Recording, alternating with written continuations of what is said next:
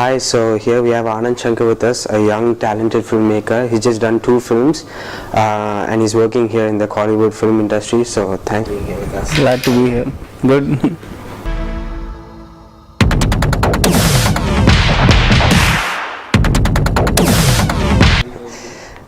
So firstly, sir, what inspired you to become a filmmaker?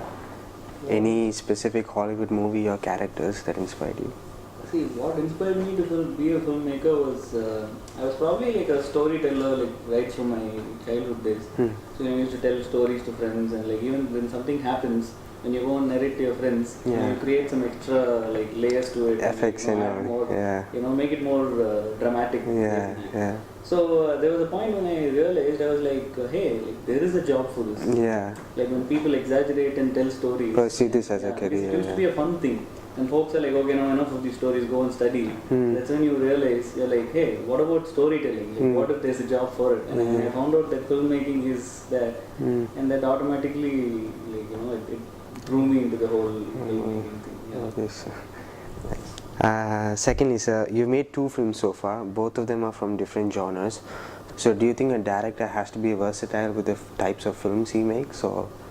Yeah, I mean, it's nice to be versatile, yes, but I think that depends on each industry. Like here, what I truly believe in is it's alright for a director to conquer like one kind of genre. Like, make 2-3 films in that genre, like find a space for himself in the film industry, and then try different genres also. Like that's one way to go about it.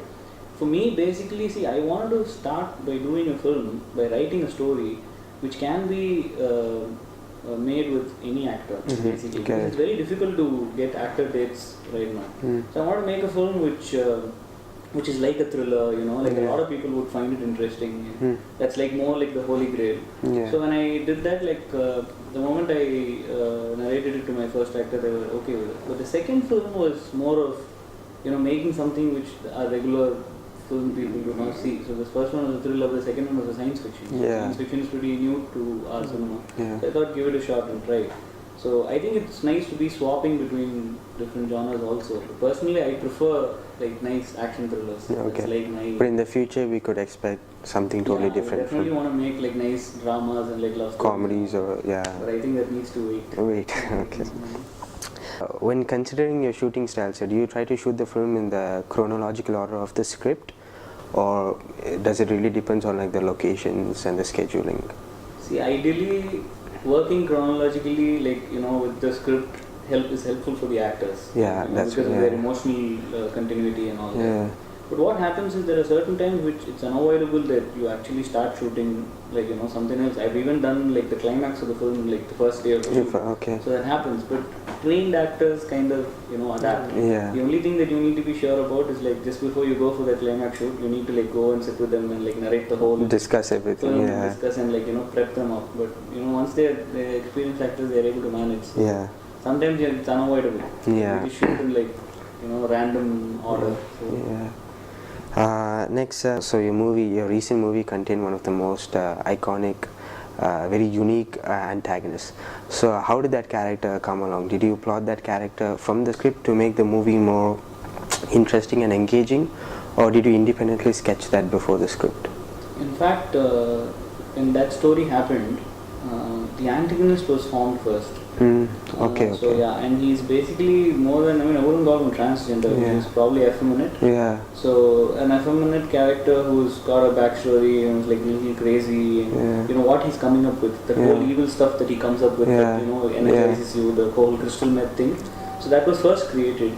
So once that came into place, then you see how do you fight this evil. Like based on who should be fighting it? It should be like an Indian cop who fights it. So what does he do? So then the rest of the things fell in place. Because that was like the most unique factor of the movie. That really hyped up the So usually if there's something that specific about that film and people say Mugan, they're immediately talking about that character. It means that that was the character that I used to sell the film itself, like to a producer, to an actor. So they're going to get excited by it. So you first crack that, and then like the rest of the thing falls in place.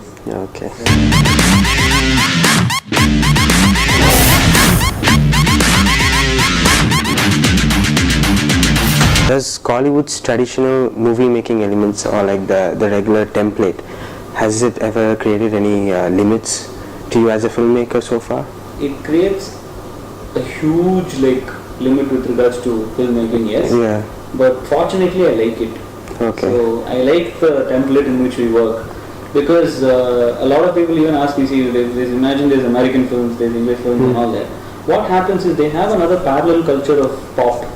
So there's music and there's rock stars and there's a whole zone of different kinds of people who are involved with music. Right, yeah. And for all you know, musicians and rock stars over there are much more popular than the actors. Correct, yeah. But here in India, we don't even have another music industry. Yeah. And music is always intertwined. It's all part of the movie, yeah. So that's like the culture. If we say that we don't want to keep songs in movies, then where do people go for songs? Okay. Nobody's going to buy an individual album and listen to it, and unless it comes in a film, or in a big actor's film, is when they'll want to watch it. So I am okay with the template, but sometimes, the template gives you certain limitations. Yeah. But you need to, whichever region, in the world you're doing a film, you need to try and adapt it to them for it to work. So thanks a lot, sir. It was such a good experience and learnt a lot from this interview. So looking forward for your future projects. Thank you. Thank you for having me here. Thanks. Thanks, sir.